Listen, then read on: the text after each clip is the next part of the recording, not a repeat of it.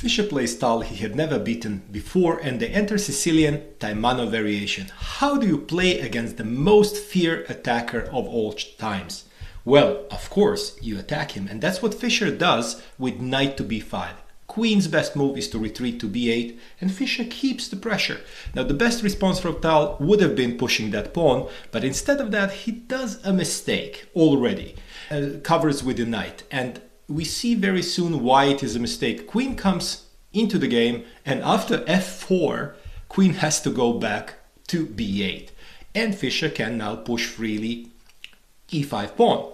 Now, for that knight, getting back to b8 is safe, but it's also completely broken because it would be as passive position as it gets, and it is never good in chess indeed.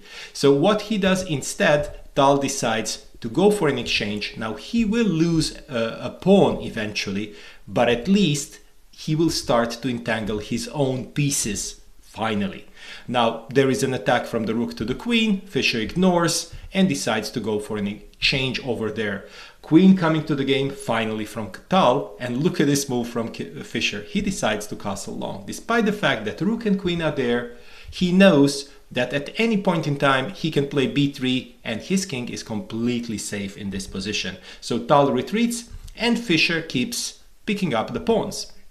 The next move, Fischer retreats with a bishop, and there is an attack to his queen. And now one of the most brilliant moves he has played at this stage of his career. He leaves the queen, and it looks like a queen sacrifice, but in fact it is not.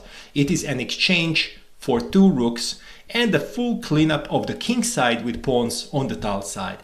And when you look at his position, it already looks very much winning. These two passed pawns on G and H file are very strong. But Fischer wants to clean it fully, so he wants to remove as many pieces as possible, simplify the game as much as he can at this stage. Rooks rerouting a little bit, making sure that there are no perpetuals around here, and when he is certain, he is ready to continue playing and pick up that last pawn from Tal's side.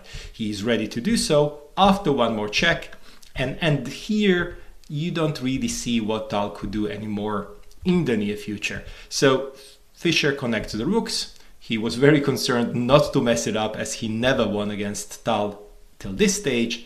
And right now it is pretty clear this is winning, so Tal simply resigned. First win for Fischer versus Tal. He was only 18 years old. Tal went on to win the tournament, but the tide has definitely turned.